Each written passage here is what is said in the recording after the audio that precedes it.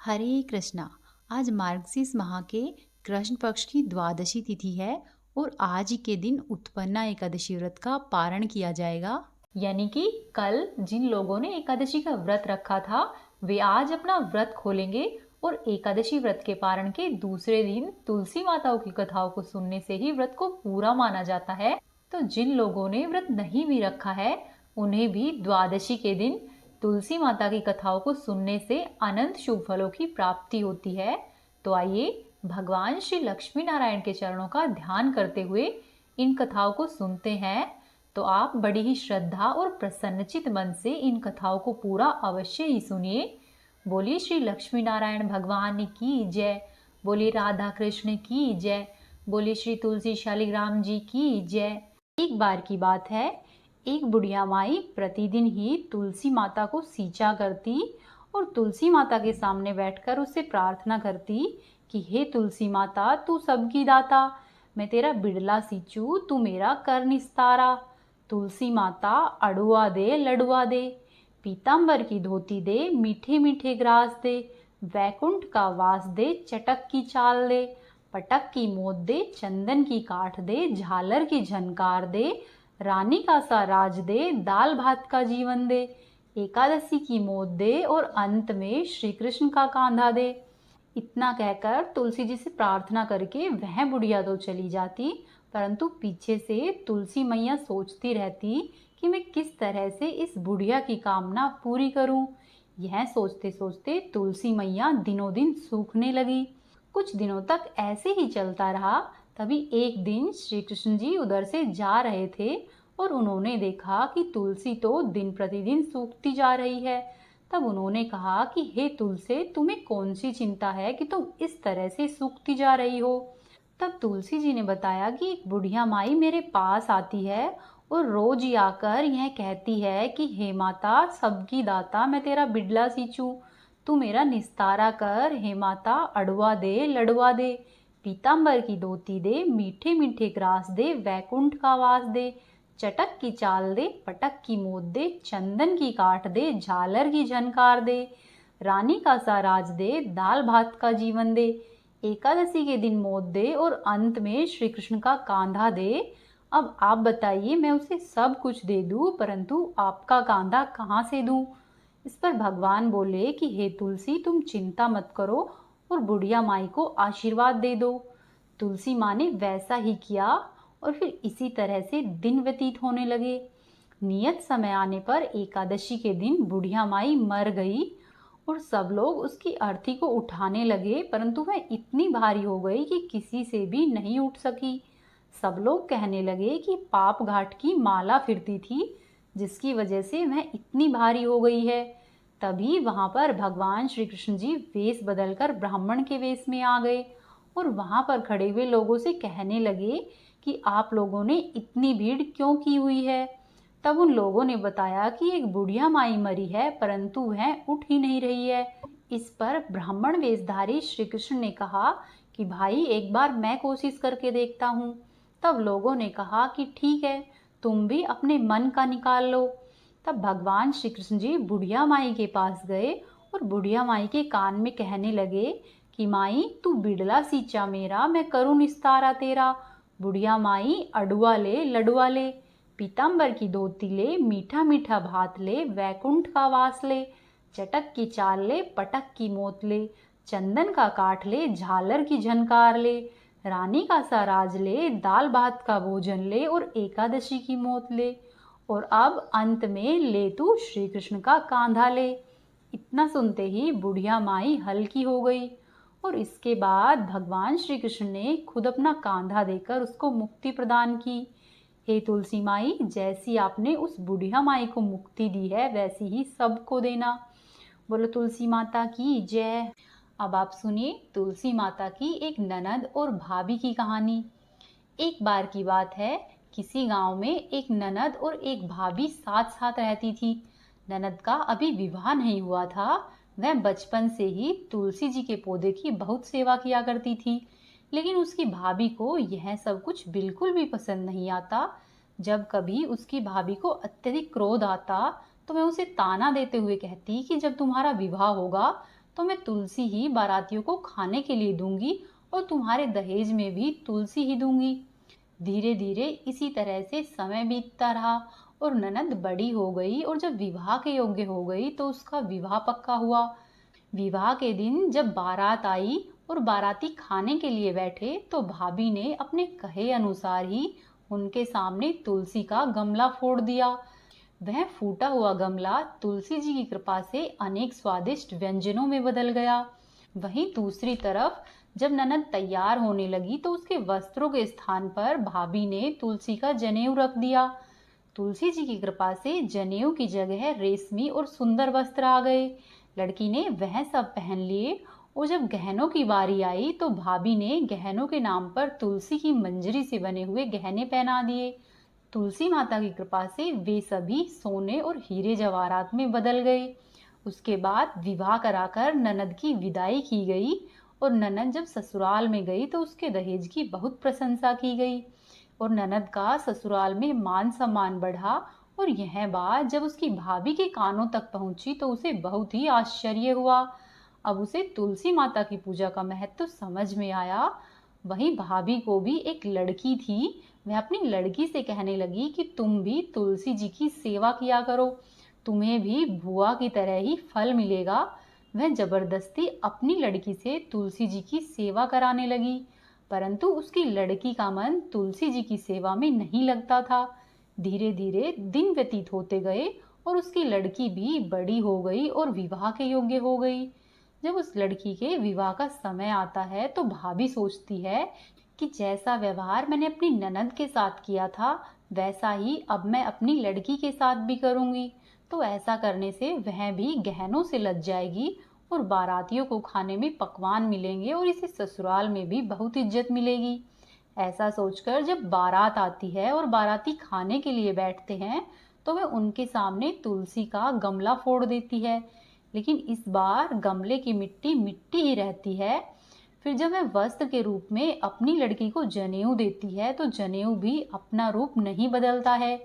इसी तरह से वह गहने पहनाने के समय पर अपनी लड़की को तुलसी जी की मंजरी देती है, लेकिन तुलसी जी की मंजरी भी अपना रूप नहीं बदलती है। उसके इस तरह के व्यवहार से सभी बाराती बहुत दुखी होते हैं और वे सब उनकी बुराई करते हुए चले जाते हैं। फिर लड़की जब विदा होकर अपने ससुराल जाती है तो उसके ससुराल में भी उसकी बहुत बुराई होती है। कोई भी उसका आदर या सम्मान नहीं करता है। धीरे धीरे इसी तरह से दिन व्यतीत होते रहते हैं। विवाह के पश्चात भाभी कभी भी ननद को घर पर नहीं बुलाती थी। तब एक दिन उसके भाई ने सोचा कि मेरी बहन को घर पर आए हुए काफी दिन हो गए हैं, क्यों न मैं ही अपनी बहन से मिलकर आ जाऊं। ऐसा सोचकर उसने अपनी पत्नी से कहा कि मैं अपनी बहन के पास जा रहा हूँ, तुम उसके लिए कुछ उपहार दे दो। तब भाभी ने थैले में जवार भरकर कहा कि तुम अपनी बहन के पास ये लेकर जाओ और कुछ भी नहीं है। तब भाई दुखी मन से अपनी बहन के पास चल दिया और वह सोचता हुआ जा रहा था कि कोई भाई अपनी बहन के घर पर जवार लेकर कैसे जा सकता है। ऐसा सोचकर वह जहाँ से जा रहा था वहीं पास में ही उसने एक गौशाला देखी। वह गौशाला में गया और गाय के आगे उस जवार के थैले को उल्टा कर दिया। तभी गाय पालने वाले ने कहा कि भाई आप गाय के सामने हीरे मोती और सोना क्यों डाल रहे हो। भाई आश्चर्यचकित हो गया और उन सबको उठाकर वापस से थैले में डाल लिया और धन लेकर खुशी खुशी अपनी बहन के घर की तरफ चल दिया और अपनी बहन के घर पहुंचकर अपनी बहन से मिला और अत्यधिक प्रसन्न हुआ। और जो भी रास्ते में घटना घटी उसने वह सब कुछ अपनी बहन को कह सुनाई। तब बहन ने कहा कि हे भाई, यह सब तो तुलसी माता की कृपा से हुआ है। बोलो तुलसी माता की जय। हे तुलसी माता, जैसी आप ननद को आई है वैसी सबको आना, जैसी आप भाभी को आई है वैसी किसी को भी नहीं आना। एक बार की बात है, एक कन्या थी। जब वह थोड़ी बड़ी हुई और उसको समझ आने लगा तब से ही वह तुलसी माता की पूजा किया करने लगी। उसके प्रतिदिन का नियम था कि वह तुलसी माता का पूजन करती और उसके बाद ही स्वयं खाना खाती। जब वह कन्या शादी के लायक हुई तो उसके माता पिता ने उसकी शादी करवा दी। कन्या को उसके माता पिता ने दहेज में एक तुलसी का गमला भी दिया। ससुराल में वह प्रतिदिन सुबह सवेरे उठती, तुलसी जी की पूजा करती, फिर उसके बाद ही वह स्वयं खाना खाती। उसकी 2 जेठानियां थी, वो दोनों ही उसका मजाक उड़ाती कि यह तो बड़ी नियम धर्म वाली बनती है। उन दोनों को उससे बहुत ईर्ष्या होती, इसीलिए वो दोनों तुलसी जी का गमला कहीं कहीं पर छुपा देती। वह कन्या बड़ी मुश्किल से गमला ढूंढ कर लाती, फिर अच्छे से पूजा करती और फिर स्वयं खाना खाती। वह गमला ढूंढ कर ले आती तो एक दिन उनकी जेठानियों ने क्या किया कि गमला ही दूर फेंक दिया। कन्या ने गमला खूब ढूंढा परंतु उसे कहीं नहीं मिला। वह बहुत परेशान हो गई, तो उस दिन उसने स्वयं भी खाना नहीं खाया, जो कि उसका नियम भी था। उस कन्या की सच्ची भक्ति देखकर तुलसी माता उससे बहुत प्रसन्न हुई और उसके कमरे में तुलसी माता का गमला प्रकट हो गया। अगले दिन सुबह सवेरे जब वह उठी तो क्या देखती है कि उसके खाट के चारों कोनों पर तुलसी माता का गमला आ गया है। यह देखकर वह बहुत प्रसन्न हो गई कि अब मेरी तुलसी माता को कोई भी नहीं चुरा सकेगा और पूजन करने के लिए कहीं और भी जाना नहीं पड़ेगा और कोई मेरी तुलसी माता को फेंक भी नहीं सकेगा। वह जल्दी से उठकर स्नान करती है, तुलसी माता की पूजन करती है और जब मैं खाना खाने बैठी तो उसकी जेठानियां मजाक करने लगी कि लो देवरानी का नियम धर्म पूरा हो गया। उससे पूछती है कि तुलसी जी की पूजा कर ली क्या? तब देवरानी धीरे से बोलती है, हाँ कर ली। तब जेठानियां बोलती है कि कहाँ से कर ली पूजा, गमला तो फेंक दिया था। तब देवरानी कहती है कि देख लो मेरे कमरे में खाट पर तुलसी जी लग रही है। जेठानियां देखती है और बहुत ही शर्मिंदा होती है और देवरानी से कहती है कि तुम्हारी भक्ति सच्ची है, हमने तुझे बहुत परेशान किया है, हमें माफ कर दो। देवरानी उन दोनों को माफ करती है। हे तुलसी माता, जैसी आपने देवरानी पर कृपा की है वैसी ही हम सभी पर करना। कहानी को कहने वाले और सुनने वाले के घर में सभी प्रकार के भंडारे भरकर रखना। बोलो तुलसी माता की जय, बोलो श्री हरि विष्णु भगवान की जय। अब आप सुनिए भगवान श्री हरि के भक्त राजा अम्बरीश की कथा। राजा अम्बरीश भगवान श्री हरि के परम भक्त थे। वे पृथ्वी के 7 द्वीप, अचल संपत्ति और अतुल ऐश्वर्य के शासक थे, परंतु फिर भी इन सभी को वो स्वप्न के समान समझते थे, क्योंकि वे मानते थे कि जिस धन वैभव के लोभ में पड़कर मनुष्य घोर नरक में जाता है वह केवल 4 दिन की ही चांदनी है। राजा अम्बरीश का भगवान श्री कृष्ण में और उनके प्रेमी साधुओं में अधिक प्रेम था। उन्होंने अपने मन को श्री कृष्ण के चरणों में, वाणी को भगवान के गुणों का गान करने में और हाथों को श्रीहरि के मंदिर मार्जन में और अपने कानों को भगवान की मंगलमयी कथा के श्रवण में लगा रखा था। उन्होंने अपने नेत्रों को श्रीहरि के विग्रह व मंदिरों के दर्शन में, नासिका को उनके चरण कमलों पर चढ़ी हुई श्रीमती तुलसी जी की दिव्य गंध में और जिह्वा को भगवान के प्रति अर्पित नैवेद्य प्रसाद में संलग्न कर दिया था। राजा अम्बरीश के पैर भगवान के क्षेत्र आदि की पैदल यात्रा करने में ही लगे रहते थे। वे सिर से भगवान श्री कृष्ण के चरण कमलों की वंदना किया करते थे। इस प्रकार उन्होंने अपने सारे कर्म यज्ञ पुरुष इंद्रियातीत भगवान के प्रति उन्हें सर्वात्मा एवं सर्वस्वरूप समझकर समर्पित किए हुए थे और भगवत भक्त ब्राह्मणों की आज्ञा के अनुसार ही वे इस पृथ्वी पर शासन किया करते थे। राजा ने बड़ी बड़ी दक्षिणा वाले अनेकों अश्वमेध यज्ञ करके यज्ञाधिपति भगवान की आराधना की थी। उनकी प्रजा महात्माओं के द्वारा गाए हुए भगवान के उत्तम चरित्रों का बहुत सम्मान करती थी। किसी समय बड़े प्रेम से श्रवण करती और किसी समय स्वयं ही उनका गायन करती। इस प्रकार उनके राज्य के मनुष्य देवताओं के अत्यंत प्यारे, जिन्हें की स्वर्ग की इच्छा भी नहीं होती थी। राजा अम्बरीश की अनन्य प्रेममयी भक्ति से प्रसन्न होकर भगवान ने उनकी रक्षा के लिए स्वयं सुदर्शन चक्र को नियुक्त कर दिया था, जो कि विरोधियों को भयभीत करने वाला एवं भगवत भक्तों की रक्षा करने वाला है। एक बार राजा ने अपनी पत्नी के साथ भगवान श्री कृष्ण की आराधना करने के लिए 1 वर्ष तक द्वादशी प्रधान एकादशी व्रत करने का नियम लिया था। तो व्रत की समाप्ति होने पर उन्होंने 3 रात का उपवास किया और एक दिन यमुना जी में स्नान करके भगवान श्री कृष्ण की पूजा की। तत्पश्चात पहले ब्राह्मणों को स्वादिष्ट और अत्यंत ही गुणकारी भोजन कराकर उन लोगों के घर पर 60 करोड़ गाय सुसज्जित करके भेज दी। जब ब्राह्मणों को सब कुछ मिल चुका, तब राजा ने उन लोगों से आज्ञा लेकर व्रत का पारण करने की तैयारी की। उसी समय श्राप और वरदान देने में समर्थ स्वयं दुर्वासा ऋषि भी वहां पर अतिथि के रूप में आ पधारे। राजा अम्बरीश उन्हें देखते ही उठकर खड़े हो गए, उनको आसन देकर आसन पर बिठाया और विविध सामग्रियों से उनके चरणों में प्रणाम करके भोजन के लिए प्रार्थना की। दुर्वासा जी ने राजा अम्बरीश की प्रार्थना स्वीकार कर ली और इसके बाद आवश्यक कर्मों से निवृत्त होने के लिए वे नदी के तट पर चले गए। वे ब्रह्मा का ध्यान करते हुए यमुना नदी के पवित्र जल में स्नान करने लगे। इधर द्वादशी केवल घड़ी भर की ही शेष रह गई थी। धर्मज्ञ अम्बरीश ने धर्म संकट में पड़कर ब्राह्मणों के साथ परामर्श किया। राजा ने कहा कि हे ब्राह्मण देवताओं, ब्राह्मण को बिना भोजन कराए स्वयं खा लेना और द्वादशी तिथि के रहते हुए पारण नहीं करना, दोनों में ही दोष है।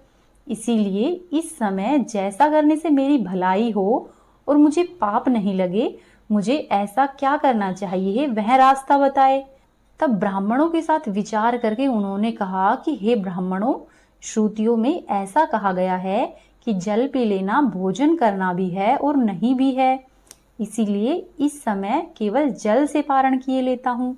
ऐसा निश्चय करके मन ही मन भगवान श्रीहरि को याद करते हुए राजा अम्बरीश ने जल पी लिया और फिर दुर्वासा जी के आने की राह देखने लगे। दुर्वासा जी आवश्यक कर्मों से निवृत्त होकर यमुना तट से लौट आए। जब राजा ने आगे बढ़कर उनका अभिनंदन किया, तब उन्होंने अनुमान से ही समझ लिया कि राजा ने पारण कर लिया है। उस समय दुर्वासा जी बहुत भूखे थे, वे क्रोध से थर थर कांपने लगे। उन्होंने हाथ जोड़कर खड़े अम्बरीश से डांट कर कहा कि ओहो, देखो तो सही यह कितना क्रूर है, यह धन के मद में मतवाला हो रहा है। भगवान की भक्ति तो इसे छू तक नहीं गई और यह अपने को बड़ा समर्थ मानता है। आज इसने धर्म का उल्लंघन करके बड़ा अन्याय किया है। मैं इसका अतिथि होकर आया हूँ, किंतु फिर भी मुझे खिलाए बिना ही इसने स्वयं खा लिया है। अच्छा देख, तुझे अभी इसका फल चखाता हूँ।